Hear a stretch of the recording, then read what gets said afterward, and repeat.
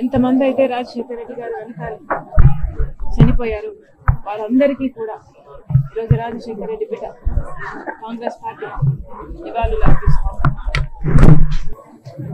అసలు రాజశేఖర రెడ్డి గారి ఆశయాలు ఏమిటి? తన ప్రజల కోసం ఎంత తప్పించారు రాజశేఖర రెడ్డి గారు?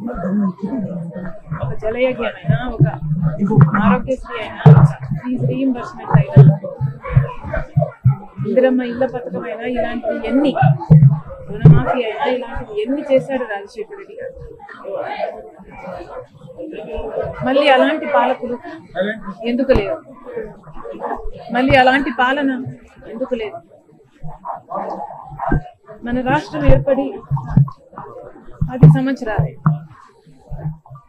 10 సంవత్సరాలు సామాన్యమైన కాలం కాదు, కన్సిడరబుల్ టైం.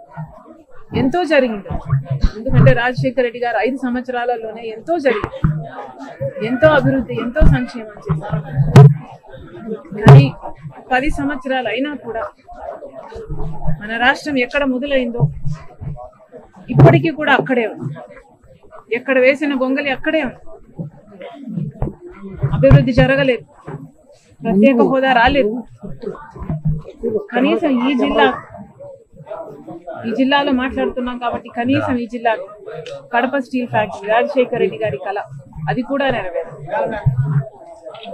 రాజశేఖర రెడ్డి గారి వదిలి వెళ్ళిపోయిన జలయజ్ఞంలో మిగిలిపోయిన ప్రాజెక్టులు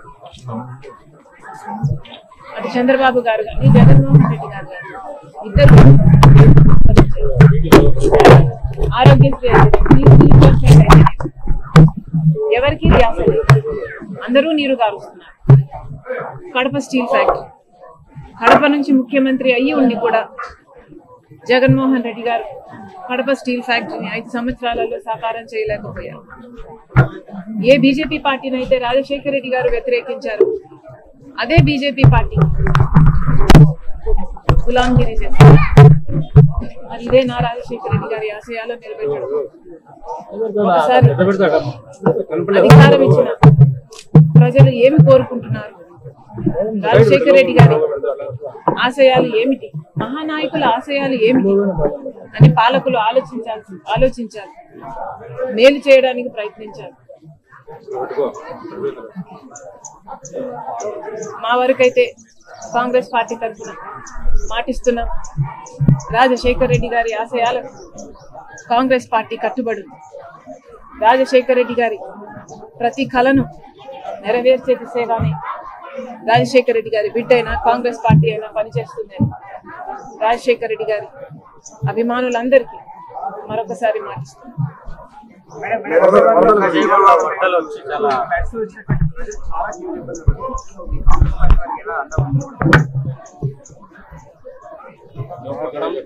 ఈ ఫ్లడ్స్ అనేది అసాధారణ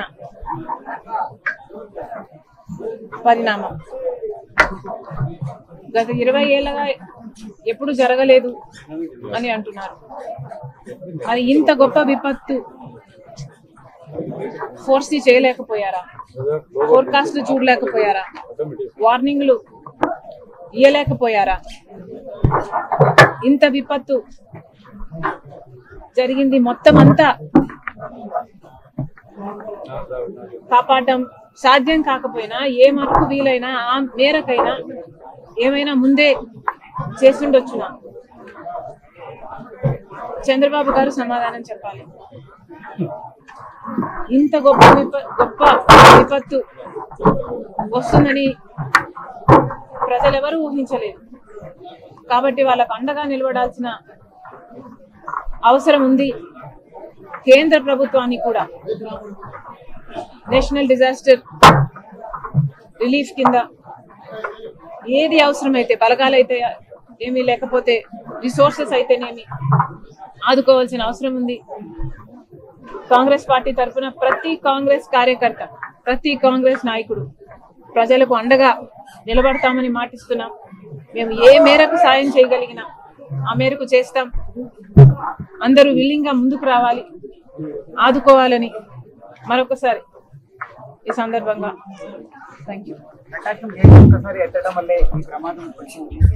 I don't know the technicalities yet. Thank you.